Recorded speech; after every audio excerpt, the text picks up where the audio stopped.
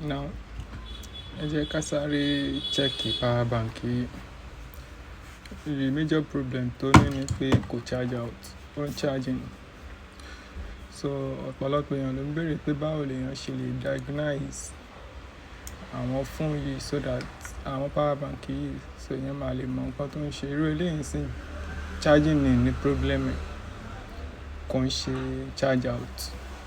And then there is a limitation to it, being that pé type C nìkan ní in ẹ̀, and type C tó jẹ́ input ẹ̀yàn náà ní output. You understand? So ó jẹ́ by ways, ó ṣiṣẹ́ in, ó ṣiṣẹ́ out. But now since tó yẹ pé òun nìkan ní input ẹ̀, a lè lo other type. So a ní láti check nǹkan tó wrong as far as tó yẹ pé these two sides ó ń ṣiṣẹ́, eléyìí nìkan ló ń ṣiṣẹ́. So ẹni yẹn lómi ló ṣe sí láti gbà yẹn ni ti charging mọ́.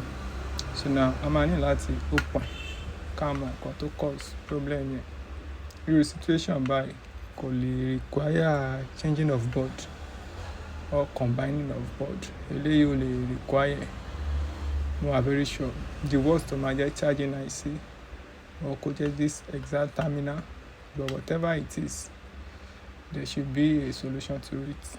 So let's proceed and then check out for the problem. So now this is the panel with the battery. First thing tá a máa ṣe ni pé a máa ní láti ṣe hot testing fún. So a ní yọ battery ká tó test. So after tá a bá ti ṣe hot testing fún, then I will now do a cold testing so that màá lè wò bóyá result I get ní hot test ó máa validate cold test, so that I don't get a wrong information at first. Ó ṣì wà ní 4%. So bóyá wà 4% yẹn ṣùgbọ́n bóyá wà 4% yẹn simply means pé 5 volt máa dé bíbá, 5 volt máa dé bíbá. Normally ó yẹ kí 5 volt náà wà nínú type C yìí. Since tó yẹ pé báyìí is a two-way port, you understand?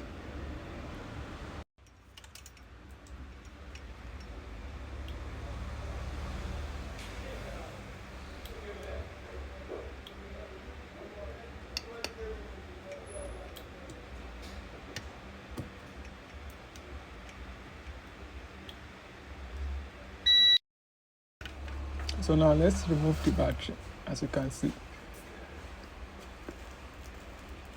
Sherry, when you see, soft,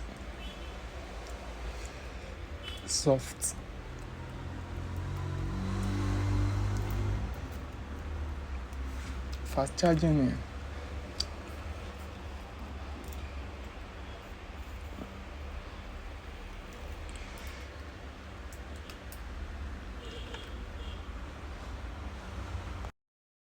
Now as a quickly service board tó bá ṣe wù yín lẹ ṣe lè service board, ti service so ti wà okay. Tẹ́ bá dẹ̀ mọ̀ bá yín service board as an engineer, bóyá kẹ́ lọ kọ́ yẹn lórí YouTube. So now I need láti inject voltage after that fún ní service ká wo what's up pẹ̀lú ẹ̀. So now the normal voltage is around, ó ti yé yín àbí. Now on the lay voltage ti battery yẹn lò gangan on the lay tá máa supply sínú ẹ̀. So ká fi wo update lórí ẹ̀, ká wo bóyá ní improvement ọkọ̀ àbí kó ọkọ̀. So after that inject voltage now 0.6 grand. Kò tí fún wa ní nǹkan tá a fẹ́ náà. So problem yẹn ṣì persist. So after servicing and co, so now ẹ jẹ́ ká troubleshoot it further. Now ẹ jẹ́ kí n sáré explain àwọn functions àwọn components yìí fún mi. Now this is a U1 IC. Òun ló máa ń control and manage almost all the functions of this power bank. Gbogbo nǹkan tí power button ń ṣe bó ṣe ń tàn, bó ṣe ń hàn, bó lè ṣe display U1 ló máa wà responsible fún. But you see this one, charging in, this is a U2 component. Both the charging in, the charging out, òun ló máa regulate ẹ̀. Bó lè ṣe ń function in a two-way, ó wà responsible fún. Although kò ṣe òun nìkan, but the main work báwọn lè ṣe ń charge out, ọwọ́ ẹ̀ ló wà. Bí àwọn lè ṣe ń charge out, ọwọ́ ẹ̀ náà ló wà, ọwọ́ ẹ̀ náà ló. So nísìnyí, the major problem, so far tí eléyìí ń tàn, tí power yẹn ń ṣiṣẹ́, tí torchlight ń run, this U1 is okay. But the U2 here, kò charge out, kò charge in, òun ló wà responsible for problem yẹn. So we will consider replacing this. I'm very sure by the time Taba replace it, it's going to work perfectly. It's going to work perfectly. Like, I'm very sure now based on what we have seen over it. So maybe we have a now. Mo like ibi tá dé are very very important gan. Mo máa ń sọ̀rọ̀ nípa ká máa swap ẹ̀ látòrí board. Irú U1 IC yìí nsìn, òun náà leléyìí. But problem wà. Ẹni kí ni problem tó wà? Now, ní orí board èlé, wọ́n lò as U2. Lórí board èlé, wọ́n lò as U1. So now, function wọn, similar function ni o, but wiring board èlé will be determined by this. So as it is now, the same thing ni wọ́n. Tá bá yọ eléyìí síbí báyìí, I'm very sure that it's not going to work, because look at it now. Ground delay is on the upper side. This place there is no ground. Now here there is ground. Out of here, you see that this one grounded on both sides, but this one is telling us that we could ground on both sides, which means similar function but on a different wiring level. Now bó ṣe wire body náà fi determine ilé, although wọ́n máa ń configure àwọn ilé náà, ó máa ń ní bó ṣe máa ń configure. So configuration tó bá wà lórí ẹ̀ minor chip ni, configuration tó bá wà lórí ẹ̀ ló máa determine. So now tẹ́ bá yọ ilé síbi kò lè ṣiṣẹ́, but tó bá jẹ́ this exact board tán configure pé kó máa ṣe charging in and charging out ló wá configure fún, it's going to work. So now let's try and remove this and replace it here. But I'm telling you that it's not going to work. But for benefit of doubt, let's clarify and see.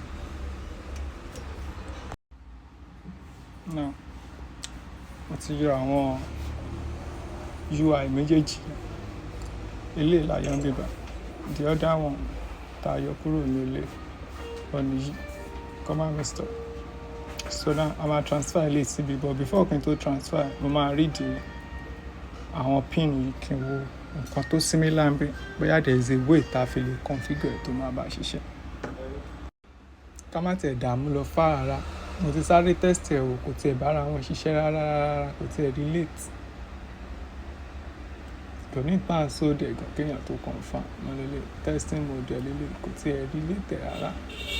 So kò recognize it. Number one, wiring ẹ̀ yàtọ̀, internal wiring wọn. Tẹ́ bá wo layout lè yàtọ̀. Sílẹ̀, so kò lè bára wọn ṣiṣẹ́, kò sọ̀rọ̀. Ìsídà kẹwàá ìmí tó jẹ́ this exact one láti replace it, or kẹ́ change it. But mo tún wá wo nǹkan kan pé ṣé a lè bypass méjèèjì yìí out ni, ká combine